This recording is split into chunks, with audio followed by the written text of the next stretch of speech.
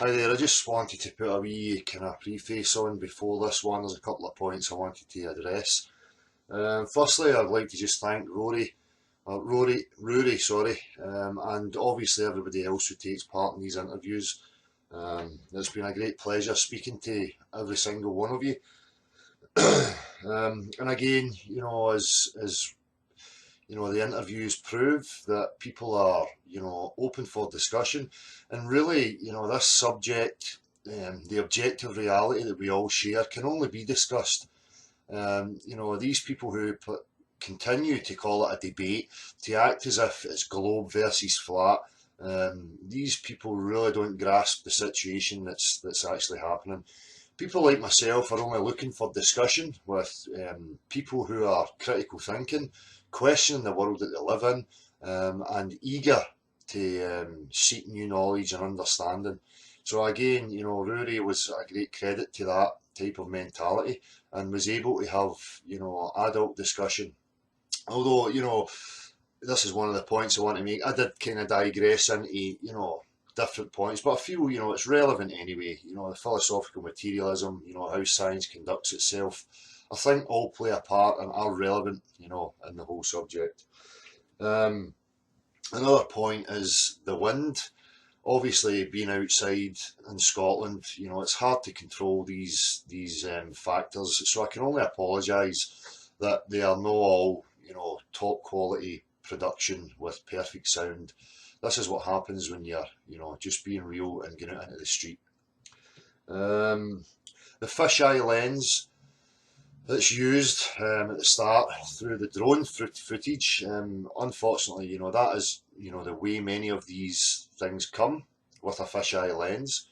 But again, it's a perfect opportunity to highlight to people that these curvature images that you're seeing are due to the lenses in the cameras. The next point was the more land. When I say, for me, I feel like there's maybe more land. Now, I see people commenting and saying, there's a dome, whatever it is. Look, I do not know what the full dimensions are. It doesn't matter to me if I'm, on a level plane within a sphere, or there's a dome over the top of me, or there's access out of the dome or the sphere, or there is just an infinite plane that just extends and there is more ponds and puddles. To me, it doesn't matter.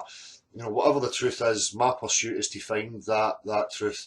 So when I say to people, for somebody like me, there could be more land.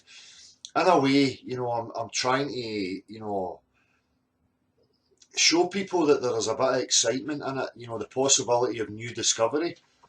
Most people are excited at the prospect of other worlds harbouring life, and for me that's unattainable. But when you can try and say to people, look, there's a possibility that it's here, it's on the same level as us, that can be discovered, that could, trigger them into some curiosity and trigger their excitement. So that's, why I say that. I don't say it as a fact. I say, like my opinion and my thoughts would suggest, whether it's an infinite plane or we are in some sealed unit, that for me there would still be access and exit points, inlet and outlet valves, whatever you want to call it. So, I'm not limited, as I always have said, no maps, no models, full exploration is the only way in order for us to discover the full dimensions of the Earth we share. So, I'm not committed to any specific model, and I don't appreciate people who portray it in that way. Anybody who knows me for the last 2 years knows that I've been at the forefront asking people not to represent straw men, that being, maps and models. The maps and models that we see are just as cartoon as the globe, right? This is what we need to break away from. We need real discovery. We need people thinking critically, willing to discuss with each other, and come to an understanding. Right now, we're in a position of falsifying the claim that was made to us all, and then from that, once people are addressing it and admitting that there is serious problems with the claim that was made, then we can make progress and move on. But right now, the priority is just to get people to that point, for me anyway. So, um, and as I've said, I went on about materialism and I kind of digressed into that. But again, for me, it's relevant. And this, everybody would have to be involved in the lie. No, that's not how it works. If you can convince a few generations or even one generation that that's the way it is, then people will just perpetuate that. When a guy gets on his plane to fly passengers to another country, it's not in his consciousness to question the claim that was made to him. He knows how to operate his machine, and he gets on with it, right? And probably never gives it any thought.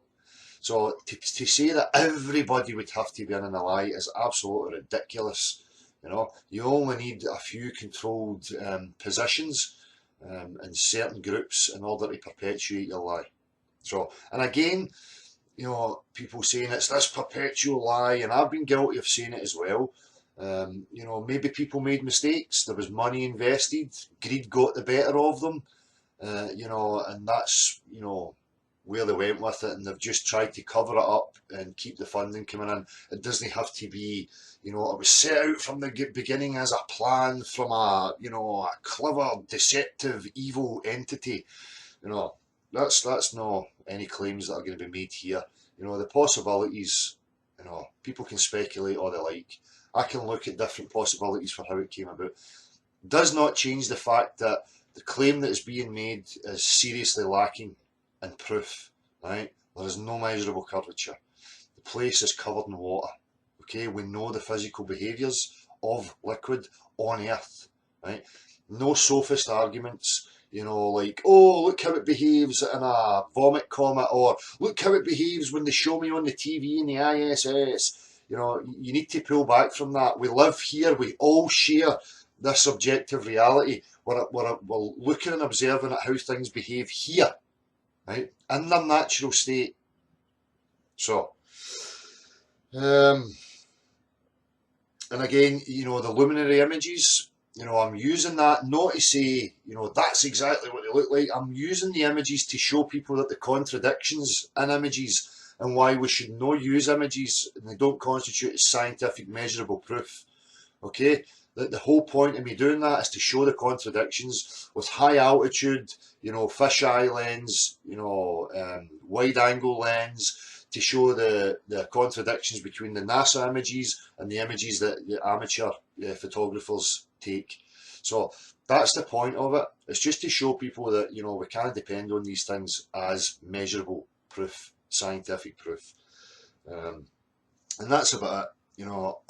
I've covered these points.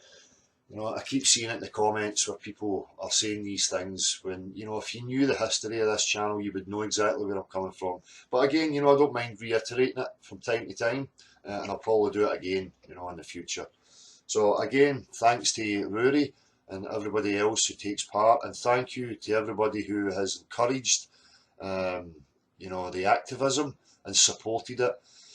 The point of that, me taking the action and doing the activism, was to show people that, online is a different animal. When you meet people in the real world, people are different. They're wanting to discuss. They're not as ignorant as people would like to make out.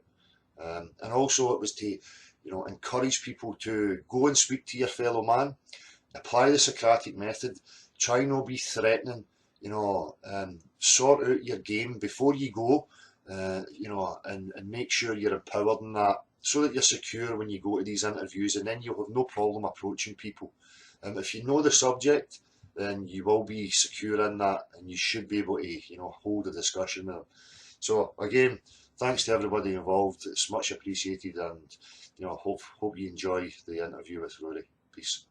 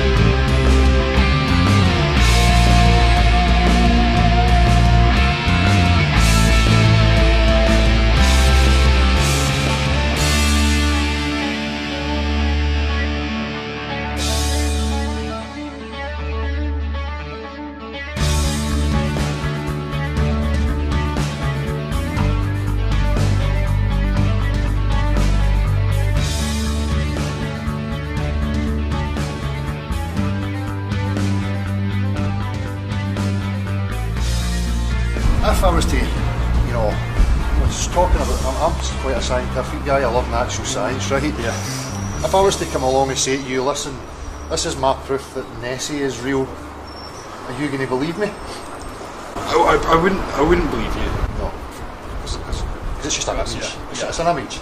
So we can't depend on images to be scientific, can we? No. So if I do the same again and I say, here's an image, would you say that's scientific proof that you lived on that sphere? Using the same image that I just used, no. But there's other proper scientific evidence to prove that's more likely to be real than there's actually the Loch Ness Monster. So can I ask you then, would it be true to say that you do believe that you live on a spinning globe? Yep. Yeah. Could I ask you why you believe that? Based on popular scientific evidence, because it's quite persuasive. Yeah. See if I says to you the core of science for me is observable, measurable, testable and repeatable, would you say that's an accurate claim you make that the core of science has to be fit that criteria? Yeah, I guess so. If I says to you, do you know the difference between a formal science and a natural science? I don't actually, because I don't know science. So formal science is mathematics. It would be a formal science because mathematics is a language and it doesn't require empirical observations. So you can have start from a false axiom or a premise, and you can create a mathematical construct. So there's a difference between them because natural science requires observable, measurable, testable, and repeatable. So I have an issue with the claim that we live on a spinning ball. My first major issue is through observation, testing and repeating. Now I understand the natural physics and the natural properties of water. The natural physics and properties of water is that they will seek their own level, they will take the shape of any receptacle. The surface will always be horizontal. From one point to the next it has to be at the same elevation or else we will have the water flowing. Would you agree, that's how water behaves? It is how water behaves in certain environments. When you take away for example, when you take a rock out to space, you take away the gravity. If water, then you either get one or many spheres of liquid floating around. Like if the Earth's floating around in space that is the Earth creates its own gravity, which liquid and Earth forms around. It doesn't extend into outer space. So the whole thing, I'm presuming, I don't know how infinite the galaxy universe is, but there's the Earth is a similar gravity, which all matter in the surrounding area centres itself around, which is one reason why meteors, they if they're flying past the planet, they're more likely to go into the planet than go in the other direction. So can I take you back to what you said there about the liquid on a rocket going into space? Yeah. Now, for me, that's a contrived condition. Natural science has to be how we represent the actual reality that we live in. So missing from that rocket's going to space is the fact that we live in atmosphere, we live in pressure. Yeah. This is where we live. So if that was possible with a liquid, I should be able to see it here on Earth within this environment, but I can't see that. So for me, it's not really scientific, especially when I have to postulate myself to, take the trust of an institution and take their word for it, when it's something that and even if I could get in that situation, it still was not an accurate representation of Earth because we have this air and the gas here, and we live in pressure. So things have to, be measurable and observable here. It's like me saying, I have unicorn. If I say to you, I've got a pink unicorn, but I can only show you a picture of it, and you need to trust me because I'm the only one that can go to a place to show you. I mean, you wouldn't believe me, would you? No. Just like I says with the pictures of the Loch Ness Monster, it's a logical fallacy for us to say, well, we don't trust that image, but we trust that image. Because an image is an image. It's not really natural science. It's no measurable, testable, observable, repeatable. So, can I ask you, when you look at the horizon, what shape is the horizon? It's well, when you start, like say you're standing on the beach and you look at the horizon, what I would see is it is flat. The Earth is that huge, and for what I think, the Earth is huge, and I'm that minuscule. Yeah. I can't see the entire thing. Whereas if you're on an airplane, the higher up you go, so even higher than airplanes can go, you're more likely to be able to see a slight curvature of the Earth. Well, I would say through my studies that's not observable anywhere. We have a high altitude balloon footage of 121,000 feet, and the horizon is at eye level with the camera, and the horizon's parallel, it's horizontal and flat. So there seems to be real contradictions about that. I'm sure you'll have heard about ships disappearing over the curvature of the Earth. Do you believe that to be the case? I've heard about that. I haven't actually heard of ships falling off the Earth in record history of the last. No, what I'm saying is, they'll say if you go to the beach, you can observe a ship disappearing over the curvature of the Earth. Have you ever witnessed that? I've never witnessed that. Well, nowadays we have like super zoom cameras that have got the ability to zoom in. We can observe a ship going totally out of the view of us, and we can pull the camera out, we can bring it fully into view again. You're saying about going up an elevation on a sphere. Now it's my understanding, and I'll show you a wee example. If I am on a sphere, no matter where I am on the sphere, I'm always going to be at the top. Now if I was to rise off the sphere, 360 degrees round about me, the horizon should start to curve away from me. But we don't. When we go up in aeroplanes, we put high altitude balloons up, it doesn't matter how high we go, the horizon's always straight out in front of us at eye level. But that would be impossible on a globe. So we seem to have these, natural observations that contradict these images that these institutions show us. Do you think it would, it's then feasible to ditch our common sense and natural observations in favour of an image? You shouldn't just presume that's true. So you have to add research into that. Because I can't remember when I first learned that presumed that the Earth was a sphere. It must have been a long time ago. But when I was a kid, they told me that it was. They showed me a globe and went, "That's where you live." Yeah. Everybody took it and they believed it, and that was the last that we ever questioned it until 2 years ago. So for 37 years, I believed purely on blind faith that it was a globe. So can I ask you, do you still think that you believe it on blind faith, or do you believe it because you know it? I believe it. I believe what I believe because of the evidence and books that I've read. I mean, I'm not particularly scientific, but I like geography and I have travelled. I know that. I've never heard of anyone. I mean, there's been stories about it, 300, 400, 500, long ago, years ago. People like Vikings thought they were going off the end of the Earth. Columbus thought he was going to go off the end of the Earth. And I'm not aware. I've never. If you could show me evidence to show that, like a video clip of someone, of like a tanker going off the end of the world, off the end of the Earth. Well, that would I'd think about it. That one piece of evidence wouldn't convince me that that must be true. So why would you think it would have an edge? I don't think the Earth has an edge. If theoretically you were playing with hypotheses and we said the Earth was flat, in your mind, do you get an image of something with an edge? Yeah, I do. Why do you get that? Well, you read a lot of popular fiction and Terry Pratchett. So cultural programming, then, would you say that's accurate? Cultural wasn't fiction because it's been presumed for quite a long time that the Earth is a sphere. He doesn't need that to provide evidence on this because it's presumed it's true.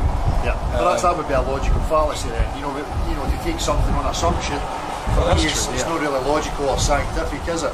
And it would be the same if I handed you a textbook, say, the Bible, from a Christian standpoint. Would you take that as scientific proof that religion was true?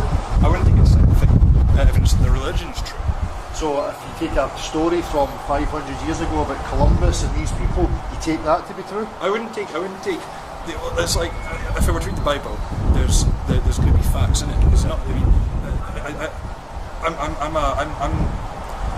I I'm more for, I'm not particularly religious. Like, I'm an atheist. So I read the Bible and you read stories and well, that's not true. But then. So some of it will be based on fact, but not the. For me, I've never been religious. You know, I think beliefs are a real issue for the human race. I don't think we should have faith or belief in it. I think we should know, rather than put more faith and trust into things that we never experience for ourselves. So you were saying you were an atheist, and I've been this road many times myself. Do you know what philosophical materialism is? I can't think.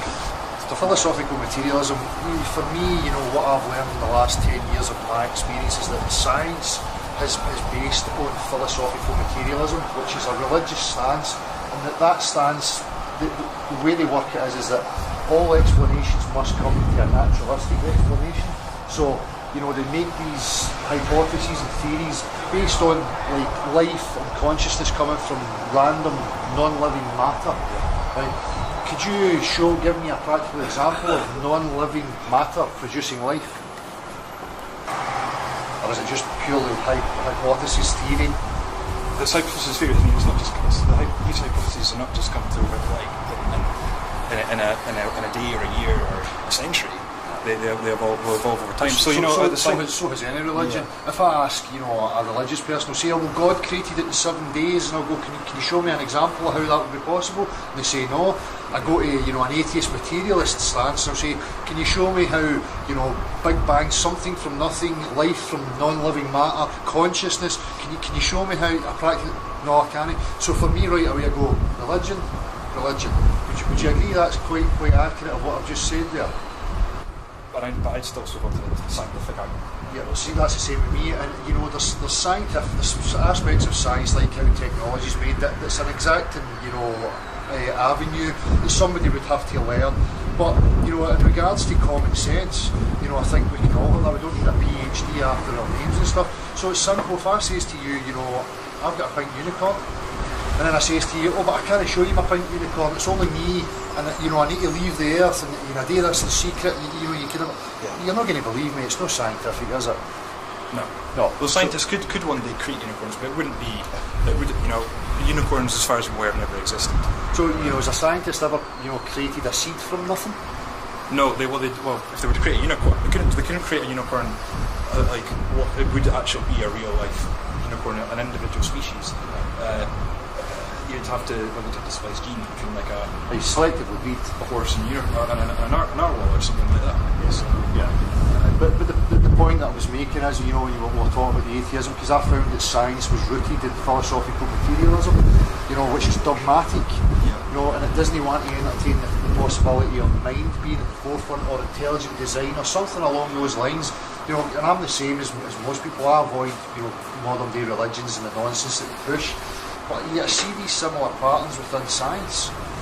Would you agree, as I've just described, that philosophical materialism is a religious, faith-based kind of system? You're having to believe that non-living life, matter, produced life, that then produced consciousness, and species developed from a singular celled organism and starting to have new information randomly through mutations. Although mutations for me, are the opposite effect of what I observe in real life. It's not an advancement in any way. So I don't want to digress into that. So this is the Danyang Qinshan Bridge, China. 102 miles long. 102 miles. Built without taking any curvature into the equation. Right. Do you know that the curvature maths for the globe? No, I don't. It's 8 inches per mile squared. So 8 inches times the distance squared. That's how we work it, because it's an exponential curve. It's not a slope, so it has to increase on its depth. Over 102 miles, we should have 6,990 feet drop from one point to the next in curvature. In reality, that's just not there. Right.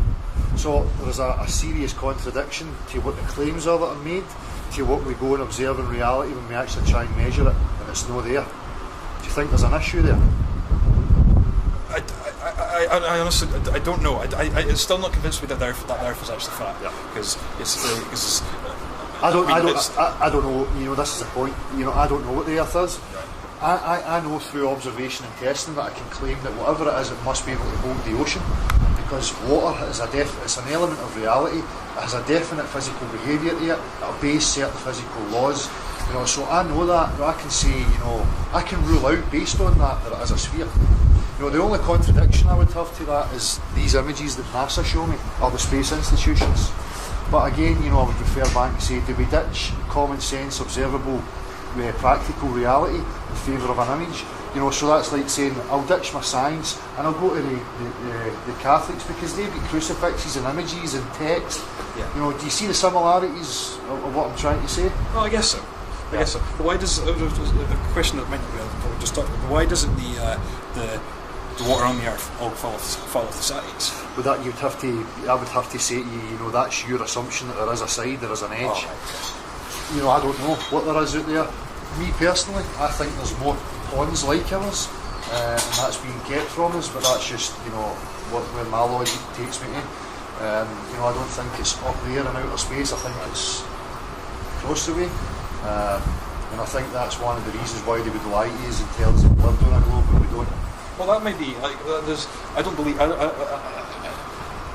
not read anything that has led me to believe that, but you know, I believe in that there are like say other planets, like perhaps not exactly like ours, that will have less advanced or more advanced or as advanced life forms, and we just can't reach it, and they might be in different time zones. And, like, so a part of that could be real, but you know, I don't think you can't walk to it or sail to it or anything. This is I don't know any of that stuff because I've never had the chance to explore, and we have military operations where there's certain areas in the earth that you're not allowed to go without, you know, being granted permission and having a guide, and you know, certain stipulations you have to meet, especially in Antarctica and at the north. You can't just willingly, you know, go running about yourself. You know.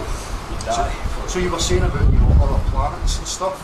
Have you ever viewed any of the stars and the luminaries through your own camera and your own telescope? It's pretty crap around here.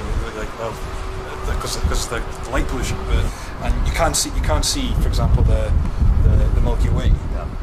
You can't see the whole of the Milky Way. Yeah. But But at each individual like star, you ever actually you look at them?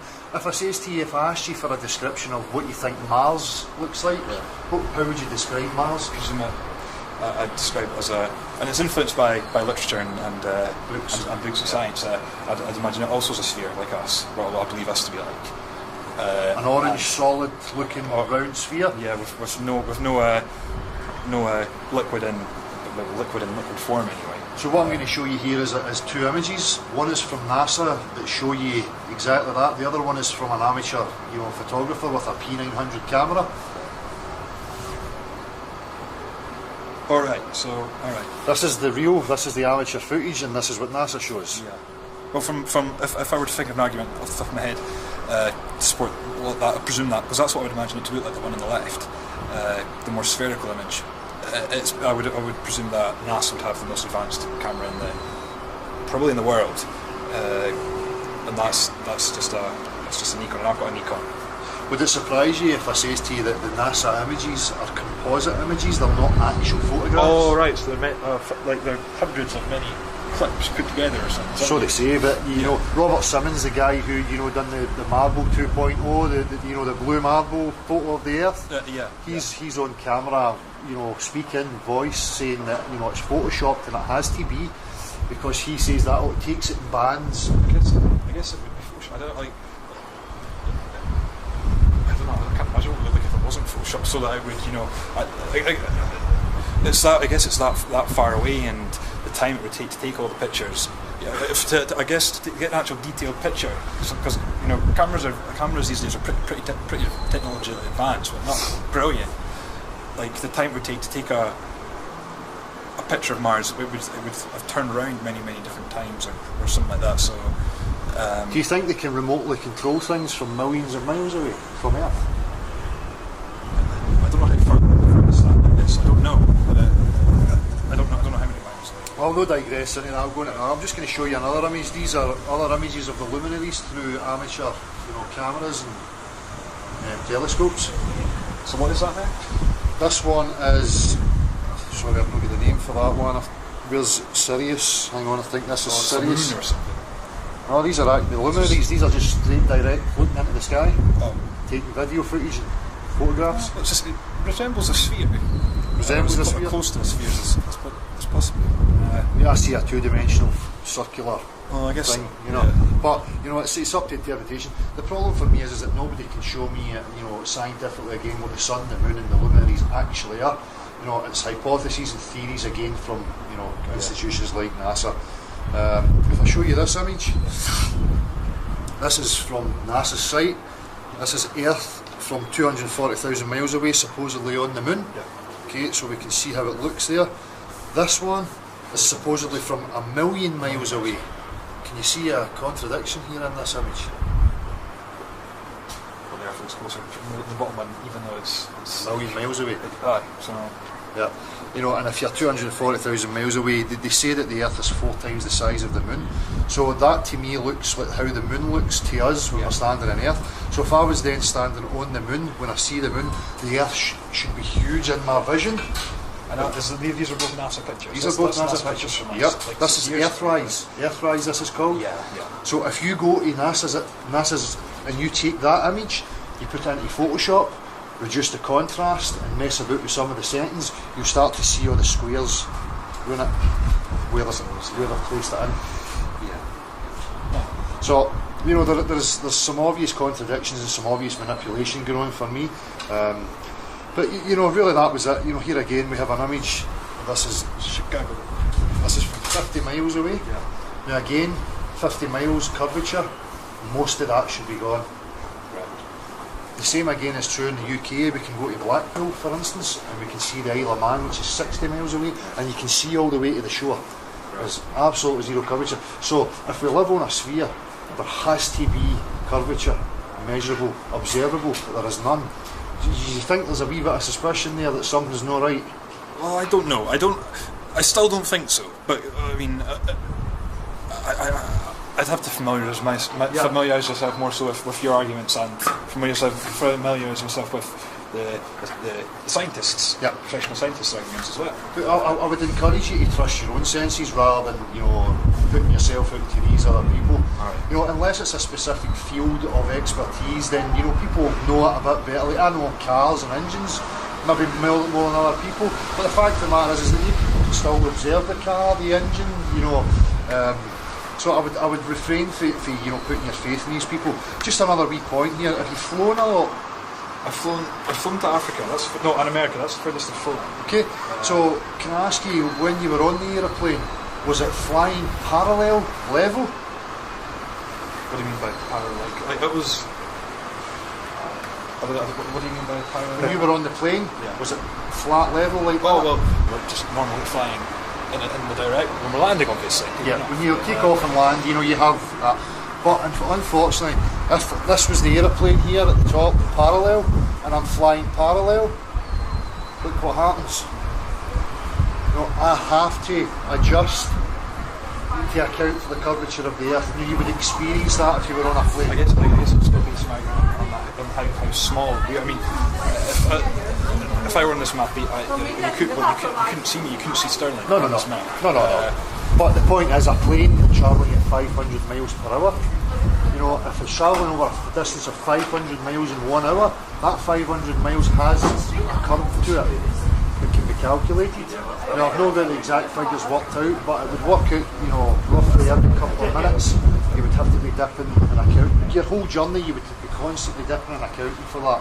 You know, because, you know, if you went to Africa from the UK, where are we here? I mean, you know, you've got a huge drop from one point to the other. You know, you would experience that.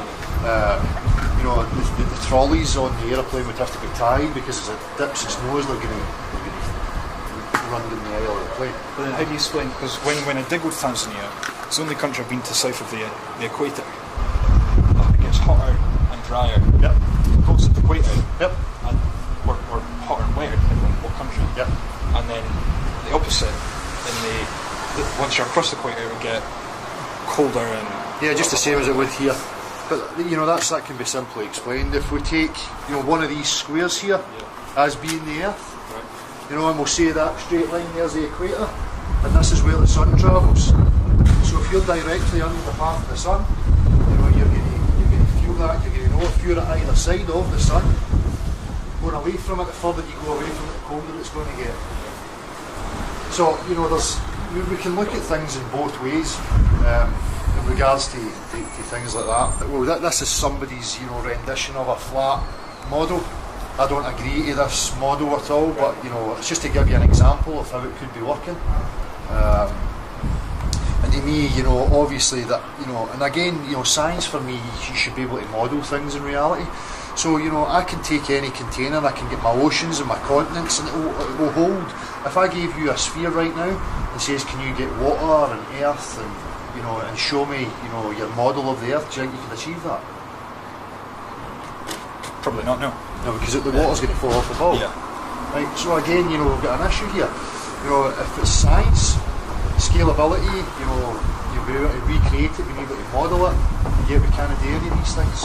But in every other aspect, we have to be able to meet that criteria, or if you want to get funding, you know, your university wouldn't be teaching you anything, you know, it'd just be, you know, nobody would get funding for anything unless they could show any of their claims practically, you know. So it's been great chatting to you, man. I mean, how do you feel about Venomous? Is it making you question? It's not. I wouldn't say it's making me. It's not making me question.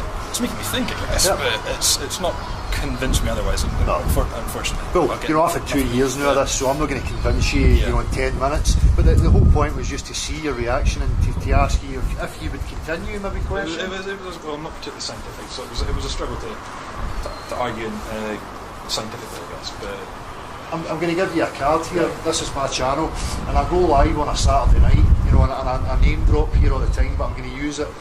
Gav, you know, a friend of mine who comes on, he's an honours degree graduate from Glasgow University in Maths and Physics. He understands that what they told him is found wanting, and there's obvious problems with it. He has now come on board because he wants answers. So I'm going to give you my card. If you know anybody, or if you think that you could prove to us that the Earth is a spinning ball, would you be willing to come and do that? I don't know. Well, I guess so. I wouldn't be the best person. So if you could find, or if you knew somebody or whatever, hand them the card. Find anyone.